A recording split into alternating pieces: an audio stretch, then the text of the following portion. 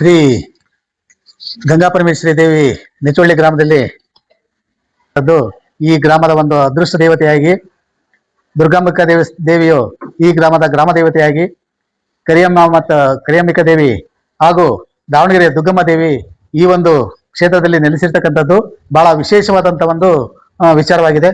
ಅದೇ ರೀತಿಯಾಗಿ ಈ ಒಂದು ನಿಟವಳ್ಳಿ ಗ್ರಾಮದಲ್ಲಿ ದೇವಸ್ಥಾನಗಳ ಸಮುಚ್ಚಯನ ಸಹ ಇಲ್ಲಿ ಇದೆ. ಇಲ್ಲಿ ಇರ್ತಕ್ಕಂಥ ದುರ್ಗಾ ಪರಮೇಶ್ವರಿ, ಗಂಗಾ ಪರಮೇಶ್ವರಿ, ಶಿವನ ದೇವಸ್ಥಾನ ಮತ್ತು ಗಣೇಶನ ದೇವಸ್ಥಾನ, ಆಂಜನೇಯ ದೇವಸ್ಥಾನ ಮತ್ತು ನವಗ್ರಹಗಳ ದೇವಸ್ಥಾನ, ಈ ಎಲ್ಲಾ ದೇವಸ್ಥಾನಗಳ ಒಂದು ಸಮುಚ್ಚಯ ಈ ನಿಟವಳ್ಳಿ ಗ್ರಾಮದಲ್ಲಿ ಇದೆ. ಅದೇ ರೀತಿಯಾಗಿ ಪ್ರತಿ ವರ್ಷ ಈ ಒಂದು ಜೂನ್ ತಿಂಗಳಲ್ಲಿ ಬರ್ತಕ್ಕಂಥ ಕಾರುಣ್ಯವನ್ನ ಈ ಒಂದು ಗಂಗಾ ಪರಮೇಶ್ವರಿ ದೇವಿಯ ಒಂದು ಜಯಂತ್ಯೋತ್ಸವ ಅಂತೇಳಿ ನಾವು ಪ್ರತಿ ವರ್ಷ ಆಚರಣೆ ಮಾಡ್ತಾ ಬಂದಿದ್ವಿ. ಈ ಒಂದು ಆಚರಣೆಯಲ್ಲಿ ನಮ್ಮ ದಾವಣಗೆರೆಯ ಎಲ್ಲಾ ರಾಜಕೀಯ ಮುಖಂಡರುಗಳು ಹಾಗೂ ಧರ್ಮದರ್ಶಿಗಳು, ದುರ್ಗಾಂಬಿಕಾ ದೇವಸ್ಥಾನದ ಧರ್ಮದರ್ಶಿಗಳು, ಮತ್ತೆ ಆಂಜನೇಯ ದೇವಸ್ಥಾನದ ಧರ್ಮದರ್ಶಿಗಳು, ಈ ಬನಶಂಕರಿ ದೇವಸ್ಥಾನದ ಧರ್ಮದರ್ಶಿಗಳು, ಎಲ್ಲಾ ಭಕ್ತಾದಿಗಳು ಸತೆ ಸೇರ್ಕೊಂಡು ಈ ಒಂದು ಕಾರುಣ್ಯವನ್ನ ಬಹಳ ವಿಜೃಂಭಣೆಯಿಂದ ಆಚರಣೆ ಮಾಡ್ತಾ ಇದ್ದೀವಿ.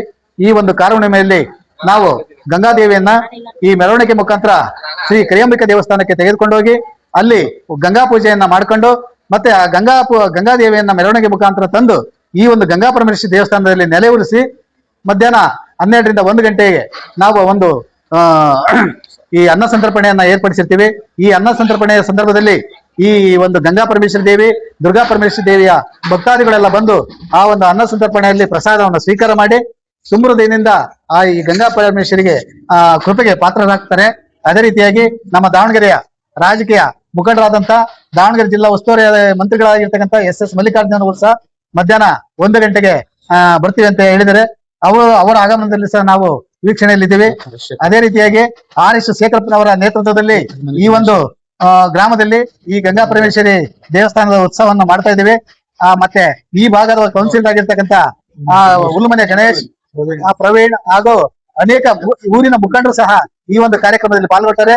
ಅದೇ ರೀತಿಯಾಗಿ ಲೋಕಿಕೆರೆ ನಾಗರಾಜ್ ಅವರು, ಅಜಯ್ ಕುಮಾರ್ ಅವರು, ಪ್ರಸನ್ನ ಕುಮಾರ್ ಅವರು ಮತ್ತು ಇನ್ನು ಅನೇಕ ಈ ರಾಜಕೀಯ ಮುಖಂಡರು ಸಹ ಈ ಒಂದು ಕಾರ್ಯಕ್ರಮದಲ್ಲಿ ಭಾಗಿಯಾಗಿ ದೇವಿಯ ಕೃಪೆಗೆ ಪಾತ್ರರಾಗಬೇಕು ಅಂತಕ್ಕಂಥ ವಿಚಾರವನ್ನ ನಾವೆಲ್ಲರೂ ಗಮನದಲ್ಲಿ ಇಟ್ಕೊಂಡು ಅವರನ್ನ ಆಹ್ವಾನ ಮಾಡಿರ್ತೇವೆ.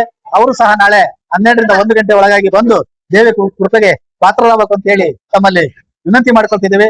ಅದೇ ರೀತಿಯಾಗಿ ಈ ಒಂದು ಗ್ರಾಮದ ಎಲ್ಲಾ ಭಕ್ತಾದಿಗಳು ಸಹ ಉದಾರವಾಗಿ ದೇಣಿಗೆಯನ್ನ ಕೊಟ್ಟಿರ್ತಾರೆ.